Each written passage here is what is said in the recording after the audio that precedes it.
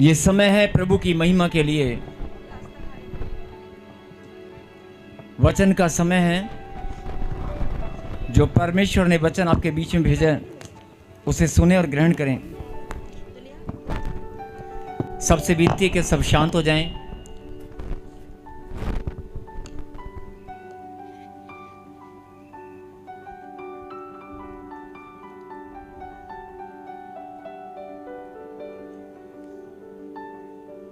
और बड़े ध्यान से इस बात को सुने। अगर परमेश्वर ने आपके जीवन में अपनी बुलाहट को रखा है, अगर परमेश्वर ने आपके जीवन में अपनी बुलाहट को रखा है, अगर परमेश्वर ने आपके जीवन में, मैंने कहा अपनी बुलाहट, और अब एक बात मैं और बोल रहा हूं कि अगर परमेश्वर ने आपको इस बात का ज्ञान दिया है या परमेश्वर ने आपको इस बारे में बता दिया है कि तेरी खुद की बुलाहट क्या है, दोनों ही बातें हैं कि परमेश्वर ने आपके जीवन में जो बुलाहट रखी है वो परमेश्वर तो जानते हैं, लेकिन क्या आप अपनी बुलाहट को जानते हैं? क्या परमेश्वर के चुने जाने को आपने समझा है? बहुत सारे लोग YouTube पर गवाहियां देखकर, YouTube पर प्रचार सुन के, या बहुत सारे लोग एक दूसरे के कहने पर कि उस चर्च में जाएंगे, वहां पर प्रभु का काम होता है, वहां पर चंगाइयां मिलती हैं, वहां पर चमत्कार होते हैं, वहां पर आश्चर्यक्रम होते हैं, और लोग चलकर प्रभु की महिमा के लिए अपने कदमों को निकालते हैं। लेकिन चाहे आप YouTube पर देख कर आए हैं, चाहे आप सबको जेएमसी की मैं जतिन बब्बर और आप देख रहे हैं क्रिश्चियन ब्लॉग। तो आप ये प्रभु का वचन सुन रहे हैं, आपको कैसा लग रहा है? तो अगर आपको ये वीडियो पसंद आ रही है तो हमारे चैनल को लाइक, शेयर और सब्सक्राइब करें। आइए सुनते हैं प्रभु का वचन। को किसी ने सुसमाचार सुनाया है, चाहे आप किसी के द्वारा भेजे गए हैं, चाहे आप किसी के द्वारा बुलाए गए हैं, या बहुत सारे लोगों ने आपको संदेश दिया होगा कि एक बार तू चल कर देख, एक बार यीशु के नाम पर भरोसा करके देख, एक बार अपने जीवन में यीशु के नाम को ग्रहण करके देख, एक बार, सिर्फ एक बार अपने कदमों को निकाल कर देख। बहुत सारे लोग ऐसा हौसला देते हैं, बहुत सारे लोग सुसमाचार सुनाते हैं, लेकिन बाइबल के अंदर बड़ी सुंदर बात लिखी है। और लोग क्या बोलते हैं कि हाँ, मुझे किसी ने सुसमाचार सुनाया था, मुझे किसी ने प्रभु के बारे में बताया था,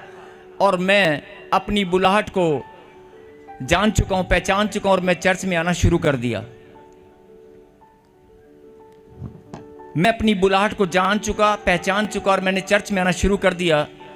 लेकिन जब आप बाइबल का गहनता से अध्ययन करेंगे, जब आप बाइबल का गहनता से अध्ययन करेंगे, और बाइबल के अंदर एक वचन में प्रभु ने कहा कि जब तक मेरा अनुग्रह न हो और विश्वास अगर मैं तुम्हारे अंदर नहीं डालूंगा, दान के रूप में, विश्वास परमेश्वर ने हमें दान के रूप में दिया है, गिफ्ट के रूप में।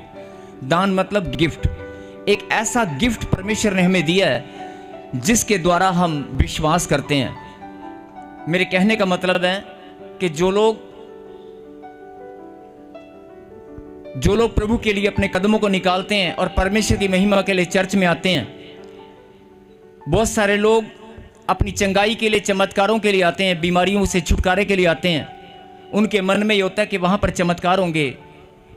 लेकिन मैं आपको ये बात बताना चाहता हूं कि अगर आप पहली बार आए हैं या आप बार बार आ चुके हैं, कई बार आप प्रभु के पास आ चुके हैं, आप बात चर्च की नहीं, किसी भी चर्च में कहीं भी आप जाते हैं, परमेश्वर के वचन पर अगर आपने भरोसा किया है और अपने कदमों को प्रभु के लिए निकाला है, तो आपको इस बात समझनी होगी कि जो आपके अंदर विश्वास है वो प्रभु ने डाला है। जब तक प्रभु अनुग्रह ना करें, आप विश्वास अंदर ग्रहण नहीं कर सकते, आपका विश्वास नहीं बढ़ेगा। बोला आमीन।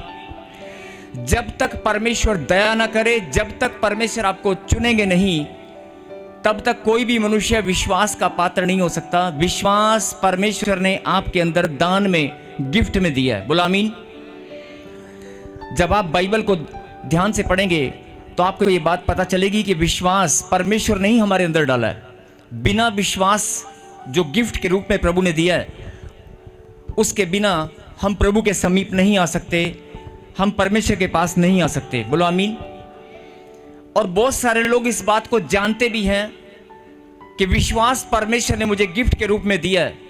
बहुत सारे लोग इस बात को जानते हैं कि विश्वास परमेश्वर ने मुझे गिफ्ट के रूप में दिया है और मैं लाखों की भीड़ में से चुना गया हूं। और लाखों की भीड़ में से चुनने के बाद भी मैं प्रभु की शिक्षा पर अपने जीवन को चलाता आया हूं। जो शिक्षा मुझे प्रभु की ओर से मिली है, ध्यान से सुनना, जो शिक्षा प्रभु की ओर से मुझे मिली है कि मुझे आराधना करनी है, मुझे प्रार्थना करनी है, भेंट और दृश्यवास में ईमानदार रहना है और प्रभु के वचन को अपने जीवन में ग्रहण करके शिक्षा के अनुसार अपने जीवन को चलाना है। मुझे पाप नहीं करना है, मुझे झूठ नहीं बोलना है, जो प्रभु की शिक्षा है उसको फॉलो करना है। आप अपने जीवन में सच्चाई के साथ अपने कदमों को निकालते हैं और शिक्षा को फॉलो करते हुए आप किसी का बुरा नहीं चाहते, आप किसी का बुरा नहीं करते, आपका हृदय विरोधियों के लिए प्रार्थना भी करता है। मतलब आप सचमुच में अपना जीवन प्रभु की शिक्षा के अनुसार आप चला रहे हैं और आप इस बात को अच्छे से जानते हैं कि परमेश्वर ने, ध्यान से सुनना, आप इस बात को अच्छे से जानते हैं कि परमेश्वर ने विश्वास आपके अंदर गिफ्ट के रूप में दिया है और परमेश्वर ने ही लाखों की भीड़ में से आपको चुना है। बोलो आमीन। और अब इस बात को एक और तरीके से समझेंगे कि आप ही के परिवार के अगर 5 लोग हैं और आपके पड़ोस में कोई भाई है, बहन है जो प्रभु को नहीं जानते, नहीं मानते, आप उनको सुसमाचार सुनाएं, उनको बोलकर देखें कि तू बीमार है, मेरा जीवन बदला है, मेरी गवाही है, आप चलकर एक बार आप भी प्रभु का वचन सुने। आप 10 बार बोलोगे वो नहीं आएगा। भले ही आपकी सगी बहन हो, भले ही आपके पापा मम्मी भी हो सकते हैं, आपका बेटा भी हो सकता है, वो चर्च के बाहर आकर, प्रभु के मंदिर के बाहर आकर आपको छोड़ देगा कि आप चले जाओ, मैं आपको लेने आ जाऊंगा। बहुत सारी फैमिलीज अपने बच्चों के लिए प्रार्थना करती हैं, बहुत सारी माताएं, बहुत सारे भाई बहन प्रार्थना करते हैं कि यार जैसे मैं विश्वास में आया ऐसे ये भी विश्वास में आए। बोलो आमीन। और जो सवाल बड़ी गहराई से समझने का है कि हमारे अंदर विश्वास भी है, हम प्रभु के वचन के अनुसार अपने जीवन को चलाते भी हैं और हमारी प्रार्थनाएं मजबूत भी हैं और हम अपनी बुलाहट को जान भी चुके हैं। हम अपनी बुलाहट के अनुसार अपने जीवन को जान चुके हैं कि मेरी बुलाहट क्या है और सच्चाई को हम समझ चुके हैं। सच्चा परमेश्वर मेरा उद्धार करता यीशु मसीह है और मैं सुसमाचार पर विश्वास भी करती हूँ और मैं लोगों को सुसमाचार भी सुनाती हूँ। मतलब सब कुछ बड़े आनंद के साथ आप प्रभु में अपना जीवन प्रभु के अनुसार चला रहे हैं या परमेश्वर आपको चला रहे हैं। लेकिन सब कुछ सही होने के बाद भी जब आप अपने घरों में जाते हैं, कोई ना कोई परेशानी, और ये खास तौर पे मैं उन लोगों के लिए बता रहा हूं जो लोग विश्वास में बहुत मजबूत हैं, बहुत प्रार्थनाएं करते हैं, बहुत आराधनाएं करते हैं और बहुत ज़्यादा मजबूत हैं, अंदर से दृढ़ हैं कि नहीं जो मर्जी हो जाए, मेरे हालात और परिस्थितियां कैसे भी हों, लेकिन मैं टूटने वाला नहीं हूं, मैं मजबूत बनूंगी और मैं अपने परिस्थितियों का सामना करूंगी, मैं अपने हालात का सामना करूंगा, मैं टूटने वाला नहीं हूं। आपके अंदर प्रभु की सामर्थ, आपके अंदर एक विश्वास जो दृढ़ता से भरा हुआ है, उसके बावजूद भी ध्यान से सुनना, उसके बावजूद भी आप कभी ना कभी अकेले में बैठकर रोते हैं, अंदर ही अंदर आपके आंसू गिरने लगते हैं। बोलो हालेलुया। मतलब अभी मैंने क्या बताया, फिर सुने। किसी ने आपको सुसमाचार सुनाया और सुसमाचार सुनाने के बाद चाहे आप पहली बार चर्च में आए, आपका विश्वास बिल्कुल भी नहीं है, किसी ने बोला चलकर देख तेरे जीवन में चमत्कार होगा, आप चलकर आ गए, लेकिन जब आप वचन की गहराई को समझेंगे तो आपको ये बात पता चलेगी कि नहीं, आप पहली बार भी आए हैं तो भी परमेश्वर का अनुग्रह आपके ऊपर हुआ है। अगर आप परमेश्वर के द्वारा चुने गए हैं और अगर आप अपनी बुलाहट को जान चुके हैं, पहचान चुके हैं और परमेश्वर के वचन को आप फॉलो करते हैं, उसकी शिक्षा के अनुसार अपने जीवन को चलाते हैं, और आपको ये बात अच्छे से मालूम है कि मसीह में किया गया परिश्रम व्यर्थ नहीं है, और आपको ये बात अच्छे से मालूम है कि अगर मुझे अनंत जीवन के मार्ग पर चलना है, मुझे अनंत जीवन को फॉलो करना है, अनंत जीवन का मार्ग प्रभु के पास है। बोलो आमीन। आप सब वो बातें जानते हैं, आपकी प्रार्थनाएं, आपकी आराधनाएं सीधा स्वर्ग में पहुंचती हैं। हमारा परमेश्वर हमारी प्रार्थनाओं को सुनता है और अपनी महिमा लेता है। बोलो आमीन। वो परमेश्वर जिसने आपको अपनी महिमा के लिए चुना है, वो परमेश्वर आपके जीवन से अपनी महिमा लेता है। बोलो आमीन। अब सवाल इस बात का है, 2 साल, 3 साल, 4 साल, 5 साल सच्चाई को जानने के बाद भी, उद्धार के मार्ग पर अपने जीवन के कदमों को निकालने के बाद भी प्रभु में आगे बढ़ते रहना, निरंतर बढ़ते रहना, निरंतर बढ़ते रहना, ऐसा फैसला आपने किया है कि हालात और परिस्थिति कैसे भी हो, मैं बढ़ता ही जाऊंगा, मैं बढ़ता ही जाऊंगा, मैं रुकने वाला नहीं हूं, मैं हालात और परिस्थितियों का सामना करूंगा, मैं रुकने वाला नहीं हूं। डॉक्टर की रिपोर्ट कैसी भी हो, गांठ, गिल्टियां, पथरियां, रसोलियां कैसी भी हों, और कर्जा कितना भी मेरे ऊपर क्यों ना हो जाए, मेरा रोजगार, मेरी प्रॉब्लम, मेरी समस्याएं कितनी बार मेरे सामने खड़ी हो जाएं, लेकिन मैं रुकने वाला नहीं हूं। आपके अंदर जो ये जोश आता है, जो एक उम्मीद, एक विश्वास आपका जो दृढ़ता से भर जाता है, वो सब परमेश्वर एक नया विश्वास रोज आपके अंदर डालते हैं। हालेलुया। वो सामर्थ, वो विश्वास, परमेश्वर मजबूती, वो परमेश्वर के द्वारा ही, पवित्र आत्मा के द्वारा ही आपको दी जाती है। रोज नई सामर्थ आप ग्रहण करते हैं। जब भी आप वचन को खोलते हैं, जब भी आप प्रार्थना करते हैं, जब भी आप अपने होठों से परमेश्वर के पवित्र नाम को निकालते हैं, आपके अंदर एक सामर्थ आती है। बोलो हालेलुया। हालेलुया। और अगर कोई सोचता है कि शायद मुझे इस चीज का एहसास नहीं है, अगर कोई सोचता है कि मुझे इस चीज का एहसास नहीं है और मैंने कभी महसूस नहीं किया, तो आज आप घर जाकर बोलना कि मैं मीठी नींद में सोने वाला हूं, और कल से मैं जब उठूंगा तो मैं प्रभु की सामर्थ को ग्रहण करूंगा, और सुबह उठते ही आप अपने आप महसूस करेंगे एक ऐसी ताजगी, एक ऐसी सामर्थ जो कभी जीवन में आपने देखी नहीं होगी, अपने आप आपके अंदर आएगी। ताली बजाकर महिमा करें। आमीन। धन्यवाद परमेश्वर। कहें आमीन। आमीन। अगर आपने फैसला किया है कि परमेश्वर मुझे 10 साल हो गए, ध्यान से सुने, मुझे 10 साल हो गए, 15 साल हो गए, 25 साल हो गए प्रभु में चलते हुए, लेकिन मैंने प्रभु की सामर्थ को आज तक देखा नहीं है, मैंने परमेश्वर की सामर्थ को आज तक महसूस नहीं किया है, मैंने पवित्र आत्मा की प्रेजेंस को महसूस नहीं किया है, केवल विश्वास किया है। अगर आपके अंदर ये बात है कि मैंने परमेश्वर की प्रेजेंस को मैं देखना चाहता हूं, मैं उसको महसूस करना चाहता हूं, मैं परमेश्वर की महिमा अपने जीवन में और ज्यादा करना चाहता हूं, अगर आपका ये फैसला दृढ़ है, तो मैं आपको बताना चाहता हूं कि आप आज जो वचन सुनने वाले हैं, उससे आपकी जीवन, पुराना जीवन फिर से नया होने वाला है। आमीन। आज आपके सब श्राप टूटने वाले हैं। आमीन। आज जैसे ही खुदा का कलाम आपके अंदर जाएगा, हर एक श्राप पांव के नीचे कुचला जाएगा। आमीन।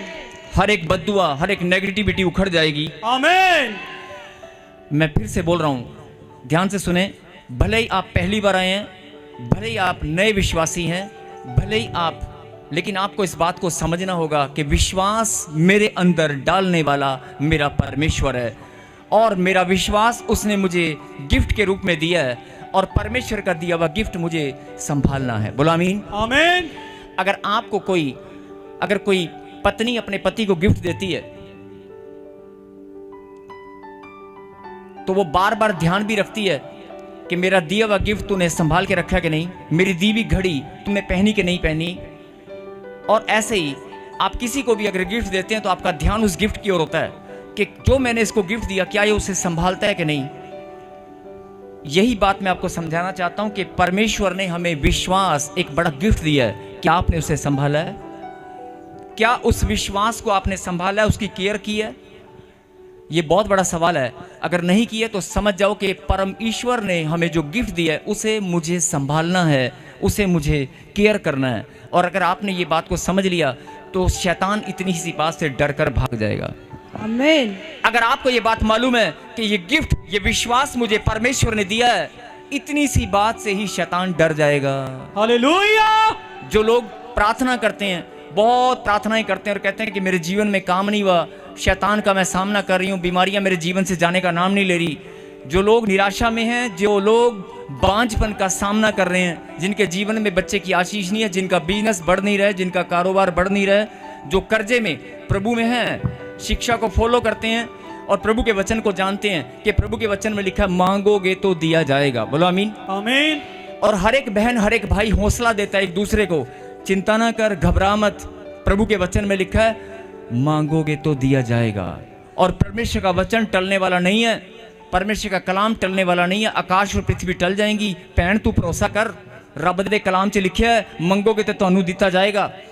आप एक दूसरे को हौसला देते हैं, लेकिन जब खुद की बारी आती है तो आप टूट जाते हैं। बोलो हालेलुया। हालेलुया। यही बात पवित्र आत्मा आपको आज समझाना चाहते हैं कि पहले इस बात पर ध्यान दे, अपनी बुलाहट, अपने चुने जाने को समझ जा। लाखों की भीड़ में से मैंने तुझे चुना है। बोलो आमीन। आमीन। अगर लाखों की भीड़ में से मैंने तुझे चुना है तो दूसरी बात तुझे ये समझनी है कि तुझे मैंने गिफ्ट दिया है। मैंने तुझे गिफ्ट दिया है जो विश्वास है। तूने उसे संभाला कि नहीं, तूने उसकी केयर किया कि नहीं। संसारिक लोगों का दिया हुआ गिफ्ट आप बहुत केयर करते हैं, बहुत संभालते हैं, और उस गिफ्ट का दिन आप मनाते भी हैं कि आज के दिन मुझे फलाने बंदे ने गिफ्ट दिया था। आप अपनी आत्मा में झांक कर देखें कि अगर परमेश्वर ने आपके अंदर विश्वास रूपी गिफ्ट आपको दिया है, वो किस दिन दिया था? कहीं वो खराब तो नहीं हो गया है? कहीं वो गिफ्ट के ऊपर कोई कचरा तो नहीं लग गया, धूल मिट्टी तो नहीं जम गई है? आज उसे झाड़ने का टाइम है, नहीं, उसे साफ सुथरा बनाकर फिर से अपने विश्वास को पहचानना है कि मेरा विश्वास कहीं धूल मिट्टी में तो नहीं पड़ा हुआ है। हालेलुया। अरे मेरा विश्वास कहीं उखड़ने वाला तो नहीं है। अरे मेरा विश्वास कभी नहीं उखड़ेगा, कभी धूल मिट्टी नहीं आएगी, क्योंकि अगर आपको ये बात मालूम है कि विश्वास डालने वाला परमेश्वर है। बोलो आमीन। आमीन। ये बात प्रभु ने मुझे कहा कि जब तू प्रचार में जाएगा तो बहुत सारे लोग प्रार्थना करते हैं, बहुत सारे लोग रो रो कर प्रार्थनाएं करते हैं कि मुझे 3 साल हो गए, 4 साल हो गए, 5 साल हो गए, मेरे घर का माहौल ठीक नहीं हो रहा है, मेरे जीवन बदल नहीं रहा है, मेरे जीवन में आनंद नहीं है। तो मैं आपको बताना चाहता हूं कि प्रभु ने आपको ऐसे नहीं चुना है। प्रभु ने आपको यहां पर हालेलुया के नारे लगाने के लिए नहीं बुलाया। प्रभु ने आपको ताली बजाने के लिए नहीं बुलाया। प्रभु ने आपको भेंट और दशवांश के लिए इकट्ठा होने के लिए नहीं बुलाया। परमेश्वर ने आपको यहां पर वचन सुनने के लिए नहीं बुलाया। परमेश्वर ने वचन सुने, चाहे कोई भी कार्य करें, लेकिन परमेश्वर ने आपको ये बात समझनी होगी कि चाहे वचन के द्वारा, चाहे सेवा के द्वारा, चाहे किसी भी रीति से अगर आप पवित्र मंदिर में आए हैं तो प्रभु ने आपको चुन लिया है अपनी महिमा के लिए। आमीन। परमेश्वर ने आपको चुना है अपनी महिमा के लिए। बोला आमीन। आमीन। मैं फिर आपका ध्यान उसी बात पर केंद्रित करना चाहता हूं। आपकी बुआ, आपकी मासी, आपका ताया, आपके चाचा, आपके रिश्तेदार, आपके भाई, आपका पड़ोसी बहुत नजदीक है, बहुत फ्रेंड क्लोज है आपके। आप सुसमाचार सुनाकर देखो, वो सुनेगा। आप YouTube पर वीडियो दिखाकर देखो, आप गवाहियां सुनाकर देखो कि देखो लोगों के जीवन में चमत्कार होते हैं, लोगों के जीवन बदलते हैं, वो सुनेगा। लेकिन आप बोलोगे ना चर्च में चल, वो नहीं आएगा। और आप उसके लिए बहुत सारी प्रार्थना करेंगे कि नहीं प्रभु मैं इसको बचाना चाहती हूं, इसका भी जीवन बदल जाए, ये मेरा भाई है, ये मेरी बहन है, लेकिन वो नहीं आएगा जब तक परमेश्वर उस पर अनुग्रह न करे। जब तक परमेश्वर उसे ना चुने, उसके कदम यहां पर निकलने वाले नहीं हैं। आपको समझना होगा कि लाखों की भीड़ में से अगर प्रभु ने आपको चुना है तो अपनी महिमा के लिए चुना है। बोलो आमीन। आमीन। अगर प्रभु ने आपको चुना है तो वो आपके जीवन से महिमा लेकर ही रहेगा। हालेलुया। बहुत सारे लोग बोलते हैं अरे मेरी गवाही नहीं बनी, मेरा नंबर नहीं आया, मेरा नंबर कब आएगा, मेरी गवाही कब बनेगी। लेकिन आपको ये बात समझनी होगी, परमेश्वर ने चुना है अपनी महिमा के लिए। वो तेरे जीवन से अपनी महिमा लेकर ही रहेगा, तेरी गवाही बनकर ही रहेगी। आमीन।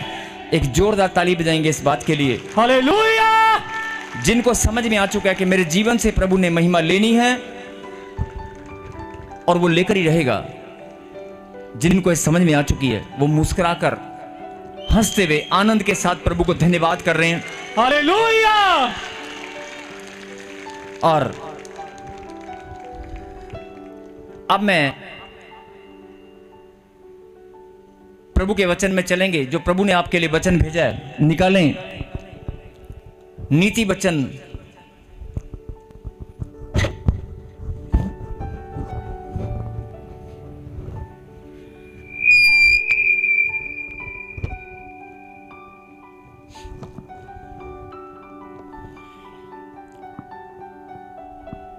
नीति वचन 24 अध्याय चैप्टर 24 और आयत 16 वर्ष 16 हम पढ़ेंगे। हालेलुया। क्योंकि धर्मी चाहे 7 बार गिरे तो भी उठ खड़ा होता है, परंतु दुष्ट लोग विपत्ति में गिरकर पड़े ही रहते हैं। बोला हालेलुया। हालेलुया। जो लोग बोलते हैं कि मेरा नंबर कब आएगा, जो लोग बोलते हैं कि मेरी गवाही कब बनेगी, तो उनको मैं बताना चाहता हूं कि अगर आप परमेश्वर के द्वारा चुने गए हैं तो आप धर्मी हैं। बोला आमीन। आमीन।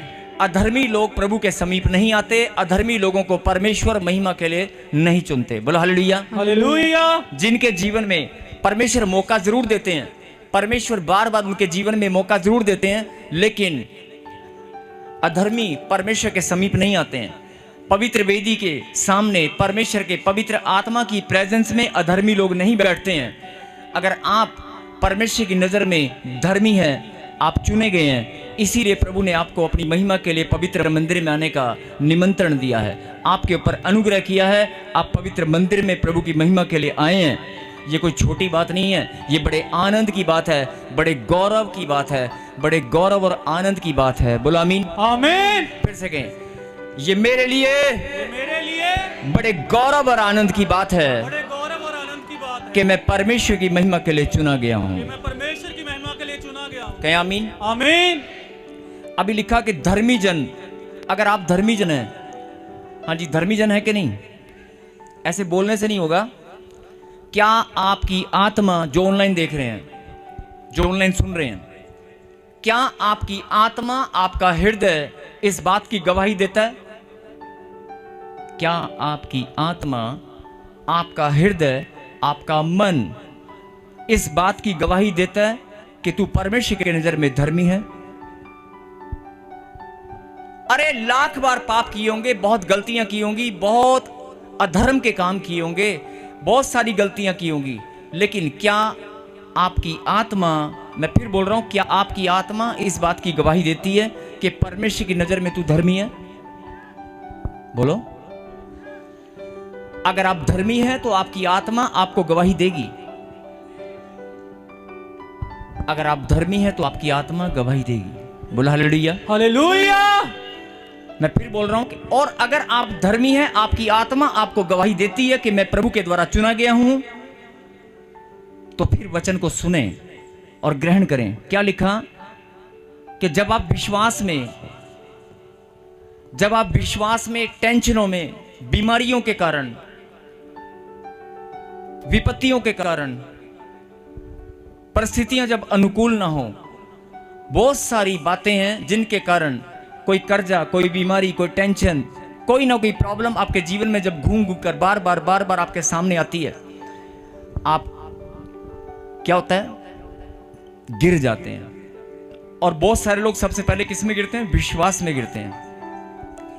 मैं फिर बोल रहा हूं कि अगर आप धर्मी जन हैं और परमेश्वर ने अगर आपको चुन लिया है, अगर आप धर्मी जन हैं और परमेश्वर ने आपको चुन लिया है, आप कैंसर की रिपोर्ट लेकर यहां पर आए हैं, आप कर्जे को लेकर यहां पर आए हैं, आप प्रॉब्लम समस्याओं को लेकर आए हैं, अगर आपके हालात परिस्थितियां कैसे भी हो, लेकिन समझने की बात है परमेश्वर ने चुना है।